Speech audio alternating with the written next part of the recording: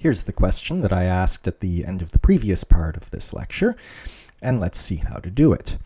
So we just need the horizontal component of the acceleration, so we'll write down the horizontal component of the equation of motion.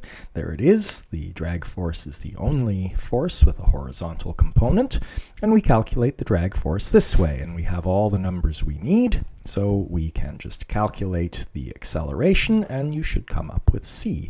A common mistake that students make is to think that they can use the x component of velocity in place of the speed in the drag equation to get the x component of the drag, but that is incorrect. In this case, it would give you b, which is incorrect.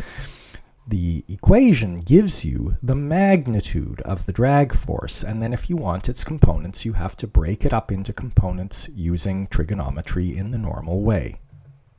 We've seen that forces arise from interactions between pairs of objects, and so as a result, all forces exist in pairs, which we call interaction pairs. And because momentum is conserved so that the change of momentum of one object is always of the same magnitude and in the opposite direction as the change of momentum of the other object, we know that the two forces in an interaction pair always act in different directions and have the same magnitude. And what's more, you need to remember that those two forces act on different objects because the agent and target of these forces get reversed between one force and the other in the interaction pair.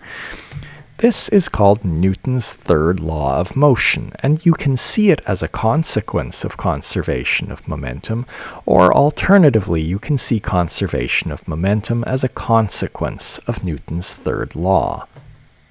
Wherever you are right now, get up, reach down, grab your shoelaces or just grab your feet, and pull up so that you pull yourself up off the ground. What, that doesn't work? No. So here you are now pulling up on your feet, and no matter how hard you pull, you can't pull yourself up into the air because your hand exerts a force on your laces, but then Newton's third law tells us that your laces exert a force on your hand. Those forces are in opposite directions and of exactly equal size, and so they add to zero, and you can't move yourself this way. This is an interaction pair.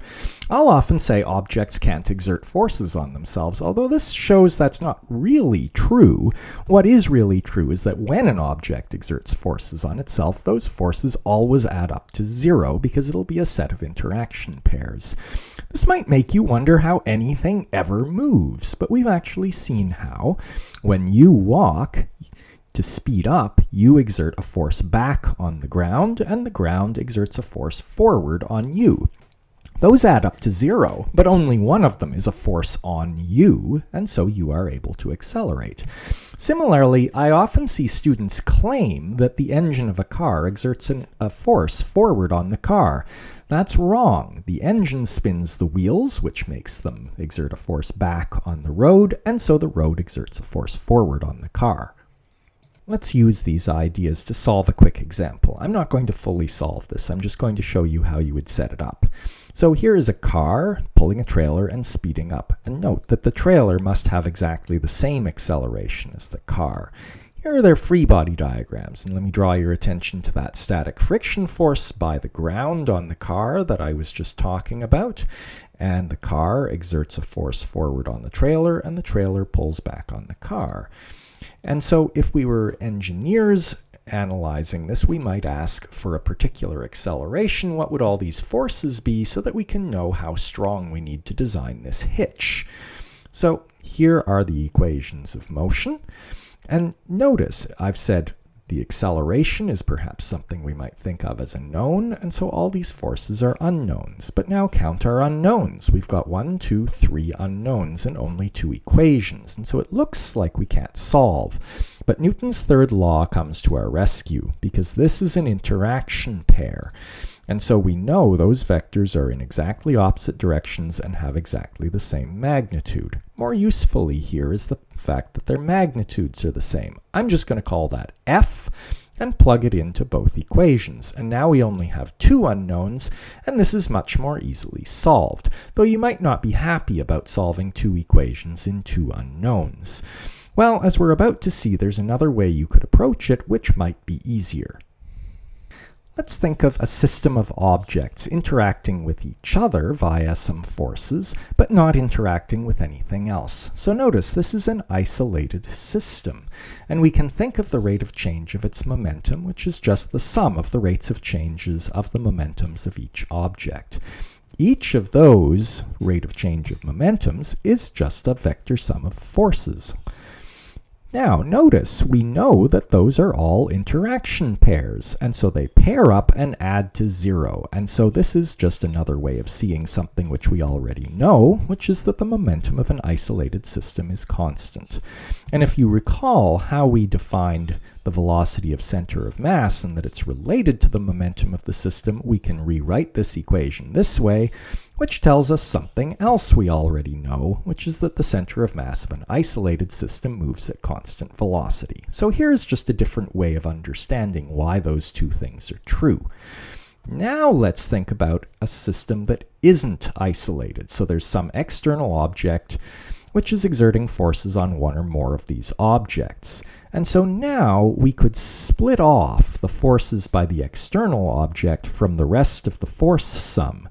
We know that all the internal forces add to 0, and so that tells us that the rate of change of momentum of the system is just the sum of external forces. Or in other words, we can get the rate of change of the velocity of center of mass by that. And that gives us a way of getting the acceleration of the center of mass of a system. We only have to pay attention to the external forces. For example, if you were going to push a pillow, you can think of the pillow as consisting of a large number of interacting objects. We call them atoms. And although if you want to keep track of where the back edge of the squishy deformable pillow is, that might be rather complicated. Keeping track of where the center of mass is rather easy because it simply responds to the sum of all the external forces. So let's re-examine this situation of the car pulling the trailer using what we've just seen. In particular, note that these forces that the car and the trailer exert on each other are internal forces in our system that we know add to 0. And so now we can use this equation for the acceleration of the center of mass. Since both objects are moving with the same acceleration, that's the same as the acceleration of the center of mass. And so this equation turns out just like this. There's the inertia of the system, the acceleration of the center of mass, and the only external force acting in the horizontal direction, which is that static friction acting on the car. And so this gives us a very quick way of solving for that force. We would still need to come back up and use this to find the forces that the car and the trailer are exerting on each other.